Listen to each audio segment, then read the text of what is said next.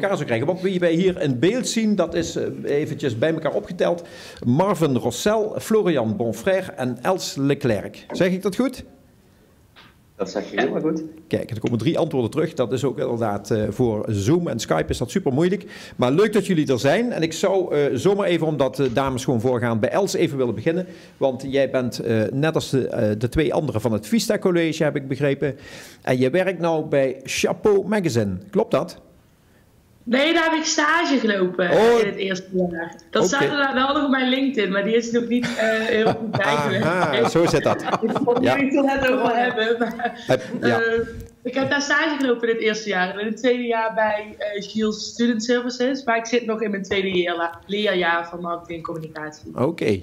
En hoe zie jij dan jouw toekomst, als ik me dat dan zo even afvraag? Want je hebt al met 1 been in de praktijk gestaan, bent nu weer terug in de studie. Maar er gaat straks een baan op jou afkomen. En hoe zou die ideale baan voor jou eruit gaan zien? Nou ja, voor mij zou de ideale baan persoonlijk dan in de makelaardij zijn. Op een plek waar ik veel zou kunnen leren. En kennis zou kunnen maken met het vak en ook met collega's. En zo zou ik me willen ontwikkelen naar een eigen kantoor. En ja, gezien corona is daar nog niet heel veel invloed op de makelaardij. Ik geloof dat nog allemaal best wel prima. Dus maak ik me daar nog niet heel veel zorgen om. Eigenlijk. Nou, maar ik vind dat vrij concreet omschreven. Dat geeft mij wel het idee dat je dat gaat lukken ook. Maar we gaan je proberen daarbij te helpen. Stel je voor. We hebben natuurlijk hier wat deskundigheid aan tafel zitten, maar ook nog een heel groot netwerk. Dus daar gaan we voor. Ik spring eventjes naar jouw buurman, tenminste in dit scherm hier voor mij. En dat is de creatieve held op sokken uit Kerkrade. En die heet Florian Bonfrère. Florian, wat een geweldige titel op je LinkedIn. Ik kreeg er meteen goede zin van. Je had zelfs een profielfoto waar een stukje sokken ook nog in beeld waren. Dus ik denk, hier is over nagedacht. Daar is zeker over nagedacht. Dagelijks draag ik uitsluitend happy socks, vrolijke sokken. Daarnaast draag ik soms wat klunzig en mijn held op sokken en creatief. Dus dan kijk je dat. Ja, Rob die wil die even zien, die sokken. Zou dat kunnen? Of zeg je van, dan moet ik hier... nee, dan ga je van je stoel vallen, denk ik, hè? Als je dat nu wil laten zien voor je webcam. Ik moet bekennen, ik heb ze nog niet aan. Maar sorry?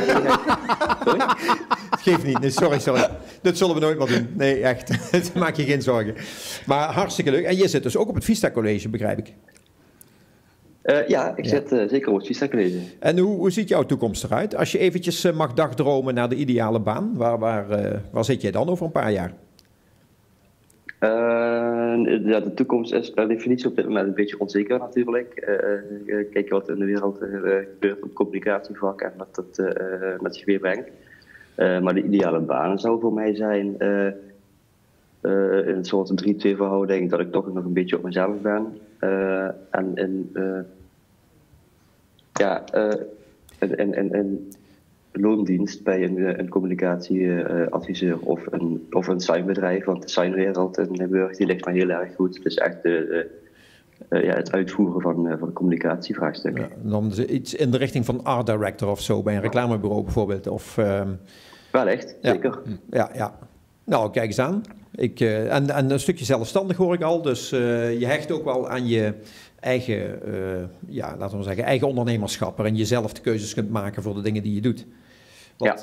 Wat natuurlijk een eigenschap is, die draag je bij je. Dus dat zal wel een stukje ZZP-richting gaan wijzen. Dat moeten we dan maar even zien. Kom zo meteen bij je terug. We springen eventjes door naar Marvin Rossel. En die zit, als ik me niet vergis, ook natuurlijk op het Vista College, maar in de logistiek. Dat moet je me eens even uitleggen, Marvin, wat jij daar precies aan het doen bent. Bij de opleiding of bij mijn werk inmiddels? Oh, je werkt inmiddels. Nou, dan zou ik zeggen, dan laten we het daarover hebben. Mijn taak is vooral zorgen dat de chauffeurs binnenkomen met die goede papieren. En dat ze ook met die goede papieren kunnen vertrekken. Zodat ze onderweg geen problemen krijgen. Oké. Je noemt dat zelf logistiek supervisor. Daar ben ik nu voor aan het studeren. Die opleiding ben ik nu af aan het sluiten. Maar ik werk hier nu mee als administratief medewerker in de logistiek. Oké. Trouwens, je bent nu op je werk? Ja. En jouw werkgever heeft jou dus de ruimte gegeven om vandaag mee te doen in een interview? Ja, hij heeft zelf ook een gesprek met een manager van een extern bedrijf op dit moment. Oh, wat leuk. Oh, dus jullie combineren dat. Ja, hij zit inderdaad in een andere ruimte. Ik zit gewoon op kantoor. Nou, wel te complimenten trouwens voor je werkgever dat hij je deze ruimte geeft, want ze zijn niet allemaal zo soepel hoor. Ja, en wie is die werkgever? Mogen wij dat weten? Mijn werkgever is de heer Schaaps. Oké. Ja, En van welk bedrijf? Ja, dat bedoelde ik eigenlijk, ja. Sappi. Oké, mooi. Oh, ja. Kijk, Nou, dat Netjes. is niet de eerste de beste. Serieus over vracht, ja. Ja, dat gaat ergens over. Hey, hartstikke goed. We zitten nu eventjes in de logistiek. Laten we even kijken, hoe ziet jouw toekomst eruit? Want je hebt daar ook een idee bij. Je hebt nog ambities, omdat je die studie supervisor bent aan het volgen. Ja, ik wil vanaf volgend jaar naar Hasselt toe. Dan ga ik op Hogeschool PXL studeren voor een logistiek manager. En zeker op dat niveau is er genoeg werk eigenlijk. Oké. Dan kun je genoeg werk vinden. Er is meer dan genoeg, staan meer dan genoeg vacatures open. Ja. Ook hier in de regio Limburg? Tenminste. Ja. Oké. Gelukkig. Oké. Dat opleidingshoofd van die opleiding zelf zei dat er op dit moment in Vlaanderen 900 vacatures openstaan voor het niveau wat ik dan ga studeren. Oké. Ja. Dus jou staat een mooie toekomst te wachten. Ja, daar staat voor mij waarschijnlijk een toekomst te wachten waar ik meer dan genoeg keuze heb. Maar je hebt in ieder geval nu al gekozen voor de combinatie van werken. En dan neem ik aan dat je daar ook een soort inkomen uit hebt. En tegelijkertijd volg je ook nog de studie. Dus ja, dit is eigenlijk bij Sappi is eigenlijk mijn stage geweest. Die heb ik vorige week afgesloten. Dus ik ben deze week heb ik kunnen beginnen met vakantiewerk. Oh, mooi. Kijk. Ja. Kun je dat aanbevelen? Is dat niet heel belastend? En studie en vakantiewerk? Of denk je dat het goed gaat? Ja, ik heb vrijdag nog 2 deadlines. Maar het zou goed moeten komen. Ik moet één verslag dat ik moet inleveren, heb ik al gemaakt. Dat heb ik tijdens een stageperiode moeten maken. En ik moet ook een ondernemersplan gaan presenteren. Oké. Wat Spannend. strak plannen. Ja, moet je even je baas laten nalezen. Dan kan die misschien nog wat goede tips geven als ik dit zo hoor. Maar je bent wel inspirerend bezig. Het lijkt mij een goede combi als ik het zo hoor. Eventjes naar Els. Els, zou je dat ook niet willen? De opleiding afmaken en tegelijkertijd al aan het werk met een inkomen? Ja, dat denk ik ook wel vaker over na. Omdat je dat natuurlijk al leert. En ik denk dat het ook op je cv best wel goed staat dat je de motivatie hebt om al te werken en te studeren. Maar ik werk in een horeca als bijbaantje, wat ik heel erg leuk vind. En onze school, wij hebben ook best wel volle dagen. Dus ik heb ook nog niet echt de ruimte om dat te doen op dit moment. Ik denk ook niet dat het vanuit school te combineren zou zijn. Ja. Om al, zou ik zeggen, echt bij een bedrijf aan het werk te gaan. En je hebt natuurlijk je uren dan ook van 9 tot 5. En onze schooluren lopen ook van 9 tot 3. Dus dat zou wel met elkaar in de knoop komen, denk ik. Je bent ook een soort thesis aan het maken die je moet inleveren. Of een projectstuk wat je moet inleveren. Of werkt het zo niet? Nou, toevallig heb ik mijn ondernemerschap presentatie van het examen vorige week gehad. Aha. Maar wij werken gewoon iedere week met deadlines van opdrachten. En die lopen vaak wel meerdere weken door. En daar werken wij aan eigenlijk. Dus is niet te vergelijken met een thesis, maar wel opdrachten op het gebied van marketing. En moet je een onderneming opzetten. Of je moet een onderneming onderzoeken. En nu spelen ze dan een beetje in op de coronacrisis. En ja, zo zijn we dan iedere week bezig. Ja, misschien meteen een vraag daarop inhakend. Hè? Ja, Florian die wil zijn eigen onderneming starten. Maar zou jij überhaupt een eigen onderneming willen starten met de wetenschap van nu? Ja, ik zou ondanks hoe het nu is, zou ik nog steeds wel een eigen onderneming willen starten. Ik denk ook dat je moet durven als je een eigen onderneming start. Dat is sowieso een risico. Ja. En gezien de situatie van nu denk ik ook dat het de ruimte biedt om juist mooie nieuwe initiatieven en op een andere manier dingen aan te pakken. En misschien als jonge ondernemer ben je daar flexibeler in als een ondernemer die al jaren zijn bedrijf runt. Dus ik zou dat eigenlijk nog wel gewoon aandurven, ja. Oké, maar zie je wel zaken, want je had het over de vastgoedmarkt. Toevallig heb ik weet niet of jij wel eens in nieuws kijkt.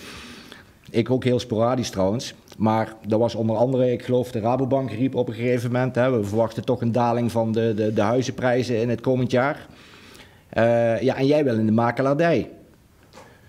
Hou je dan met Ja, ben je dat soort dingen dan nu ook al bewust aan het volgen om te kijken van ja, hoe ziet die ontwikkeling eruit? Wat zijn kansen, wat zijn risico's? Ik kan me ook voorstellen dat mensen misschien op een hele andere manier willen gaan wonen. Ik denk dat genoeg. Ik hou wel, maar dat is omdat ik dat zelf interessant vind. Natuurlijk niet ieder uur van de dag, maar ik hou het inderdaad best wel in de gaten. En als ik er iets over tegenkom, lees ik het eigenlijk ook wel. Omdat ik denk dat die informatie altijd goed is om te hebben. En bijvoorbeeld, ik las een artikel deze week over dat het feit dat inderdaad de huizenprijzen waarschijnlijk gaan dalen. Maar omdat de vraag is nu eigenlijk verdubbeld naar huizen. Als bijvoorbeeld als je kijkt naar de vorige crisis. Toen de huizenmarkt helemaal instortte. Dus de vraag is nog steeds groter. Dus wellicht ga je goedkoper verkopen. Maar kan je daardoor wel meer verkopen. En biedt dat ook weer mogelijkheden. Okay. Nou, dat is heel goed geredeneerd volgens mij. We moeten eens even aan onze creatieve man vragen of hij ook een hele creatieve beroepstoekomst ziet. Want de dingen zullen misschien niet blijven zoals ze waren. Hè? Als ik dan roep art director bij een communicatiebureau, is de vraag hoe ziet dat er straks uit? We zien nu al mensen allemaal thuiswerken en van achter de Zoom of de Skype hun werk aanleveren. Hoe zie jij dat voor je, Florian, als je straks jouw creatieve werk gaat presenteren bijvoorbeeld? Zie je dat doen op Zoom of op een ander systeem? Dat is een hele goede vraag. Ik denk dat het 40 uur per week op kantoor zijn, dat niet meer tot de toekomst hoort. Ik denk dat er heel veel part-time tijdens gaat gewerkt worden en alleen als je als team samen moet komen, dat fysiek gebeurt. Presentaties blijven hopelijk fysiek bij de klant. In afstaan met een afneming van de 1,5 meter regels of welke regels op dat punt of dat tijdstip gelden. Maar belangrijke presentaties of pitches of sales, die blijven mijn inziens ten alle tijde nog fysiek. Ja. Maar de 40 uur werkweek op kantoor, die is voorbij, denk ik. Ja. Zie jij trouwens nog veranderingen in je communicatievak? Hè? Want jij staat eigenlijk een beetje zo aan het begin. Hè? Alhoewel, ik heb wat werk van je gezien en daar was ik aardig van onder de indruk. Maar zie jij een verandering in het communicatievak van we hebben nu nog steeds print. Hè? We zien hier nog boeken liggen, maar naar meer digitalisering, maar ook naar slimme dingen? Absoluut. Digitalisering, dat blijft. Ik zie ook een link tussen print en digitalisering. Achter jou staan een paar mooie bannertjes. Die gaan de eerstkomende 20 jaar nog niet digitaal zijn, denk ik. Print blijft de wereld. Je kunt ze wel interactief maken. Bijvoorbeeld met, ik noem maar wat, een platform als Instagram. Dan zet je op je banner een call to action. Richt je camera naar de banner en dan wordt die interactief. Dan gaan er dingen gebeuren. Vertel. Een augmented banner, ja, daar kan ik me iets bij voorstellen. Ja. Ik vind het een goed idee. Ja, moeten we ook doen hier. Ja, maar daar ben ik wel eens nieuwsgierig naar, hoor. Want daar heb je dus al over nagedacht. Niet concreet, maar stel je voor, je hebt een banner en je verkoopt, ik noem maar wat, je maakt filmpjes. Je staat ergens op een evenement en je hebt daar screenshots van bepaalde commerciële filmpjes die je hebt gemaakt. Die staan daar, de illustraties staan hier afgebeeld. Je bent met een partij in gesprek, die is een beetje nieuwsgierig. Ja, wat doe je nou allemaal? En dan zeg je, nou, wijs je telefoon even naar die banner, klik het filmpje aan wat je wilt zien. 30 seconden preview, wil je meer zien, kom bij me op kantoor, gaan in gesprek, pak een koffietje. Oké. Daar kun je aan denken. Ik ben in elk geval blij dat we nog koffie blijven drinken, hoor. Ja, nee, dat wordt zeker niet minder op. Nee. Maar creativiteit zal altijd nodig blijven, ook in de toekomst. Ik vind dat we al heel veel creativiteit hebben ontdekt in de coronacrisis. Dus dat komt er wel op aan. Ik denk dat dat voor jullie alle drie geldt. Dat je ontzettend de vinger aan de pols moet houden wat de veranderingen aangaat. En dat je daar van tevoren dan zo snel mogelijk over nadenkt. Van hoe gaan we daarmee om? Want veranderingen blijven waarschijnlijk voorlopig nog wel even doorgaan. Het is natuurlijk geen prettig vooruitzicht dat er een crisis lijkt aan te komen. Hè. Dus daar moeten we ook nog een oplossing voor bedenken. In welke vorm dat gaat worden, weten we ook nog niet. Maar ik denk dat waakzaamheid en creativiteit nu wel heel erg belangrijk zijn. De crisis biedt ook altijd weer kansen, hè? Ja, ook dat. Dat is ook zo. Ja, misschien dat Els kan vertellen wat wij voor jou zouden kunnen doen. Want wij hebben natuurlijk een geweldig groot netwerk achter de hand. En waar kunnen we jou mee helpen op een of andere manier? Dat is een moeilijke vraag. Misschien überhaupt als iemand dit ziet, dat ze zoiets hebben van, nou, met Els kunnen we wel wat. Verder denk ik, is er denk ik niet heel veel waarmee ik geholpen moet worden. Ik denk dat ik best wel prima informatie gewoon kan vinden. En je updates kan krijgen die je nodig hebt als je een beetje het nieuws in de gaten houdt en de ontwickelingen. Ja. Ja. En laten we in elk geval verbinden op LinkedIn met elkaar. Kijk, we hebben hier Evelien aan tafel en die houdt zich bezig met hoe ontwikkelt iemand zijn of haar netwerk. En misschien dat je daar iets aan hebt, dat we Evelien, in ieder geval dat jullie elkaar vinden op LinkedIn. Dan kun je al misschien uit haar boek, we gaan straks natuurlijk ook haar boek cadeau geven. Nou, we hopen dat je dan op een of andere manier in beeld bent en dan kun je daar al in vinden hoe je netwerk kunt gaan construeren. Want daar gaat Evelien over. En dat zullen jullie alle drie in je toekomst natuurlijk nodig hebben. Want je zult toch contacten moeten hebben waar je uiteindelijk mee samenwerkt. Ik ga in ieder geval zorgen dat ik met deze 3 jonge mensen de connectie leg. Want ik vind dat heel interessant waar ze allemaal mee bezig zijn. En, ja. Hey, nou ben ik nog even ter afsluiting misschien naar één ding heel erg nieuwsgierig. Want jullie hebben nou de afgelopen maanden allemaal meegemaakt. En jullie hebben allemaal heel veel wijze mannen en vrouwen allerlei besluiten zien nemen en horen nemen. Die over jullie gingen terwijl jullie niet gehoord werden. Even bij Florian beginnende. Heb jij een tip aan al die oudere, zal ik dan maar voorzichtig uitdrukken, oudere wijze mannen en vrouwen die beslissingen nemen over jullie toekomst? Jazeker, en dit is op zich nog een recent onderwerp. Nog gisteren op het Katshuis zijn er gesprekken gevoerd met de coalitie X en politie Y. Dat zijn de generatie X en Y. Tim Hofman, BNM, heeft zich daar sterk voor gemaakt dat ook vanaf nu onze generatie gehoord gaat worden in de besluitvorming over corona, over andere dingen. Dus ik zou zeggen, zoek even op de coalitie Y of de coalitie X. Ik had het al gezien. En ga maar in gesprek. Oké, maar ben jij dan vertegenwoordiger van die coalitie hier in Limburg? Nee, absoluut niet. Maar ik zag toevallig gisteren een voorbij komen. Dus, doe ons eens een plezier. Kijk eens even wie dan de vertegenwoordigers hier in Limburg zijn. Misschien willen we die ook wel eens graag even spreken. Ja, interessant. Maar dan leg ik wel die vraag even bij jou terug. Dat scheelt ons redactiewerk. Goed zo. En Marvin, eigenlijk dezelfde vraag aan jou die ik ook aan Florian stelde. Ja, kijk, in de logistiek zal altijd werk blijven, maar ik hoop ook vooral voor de andere branches die nu klein zijn, ik hoop dat er wel genoeg kansen blijven voor de mensen die nu de opleiding volgen, voor een beroep in die branche. En dan uiteindelijk te horen krijgen van, keer op keer te horen krijgen van we hebben geen plaats voor je. Ik hoop wel dat er genoeg kansen blijven op de markt voor werk. Oké. Ondanks de coronacrisis. En Els? Ja, ik hoop dat ze het zo blijven doen als ze het gedaan hebben. Ik denk ook niet dat we echt ongehoord zijn. Want ja, ik heb grote bewondering voor hoe de regering het heeft aangepakt. En zeker zullen er misstappen zijn gezet. Maar ik heb het idee ook dat de horeca weer open is. En dat ze wel echt bezig zijn met ons allemaal. Om het zo goed mogelijk te regelen in deze bizarre tijd. Ja. Dus ik heb daar eigenlijk niet heel veel op aan te werken. Ik heb me eerder een paar keer verbaasd over hoe knap ik het vind dat je daar aan moet staan. En maar moet beslissen over zo'n heel land in zo'n tijd. Ja, dat vind ik wel een mooie afsluiter eigenlijk. Goed, dit vind ik ook hartstikke goed. Daar wil ik me ook absoluut even nog mee aansluiten. Die mening die deel ik wel. Mooi hoor. Goed, nou die delen wij dan ook. Ja. Iedereen doet zijn best in een onverwachte situatie. Dus ik denk dat dat alleen maar een compliment verdient. Heel erg goed. Super dat jullie er waren. Dankjewel voor het interessante gesprek. We hebben weer nieuwe inzichten. We houden jullie er ook graag bij. Dus word lid van de community zou ik zeggen. En je gaat nog veel van ons horen. En wij ook veel van jullie.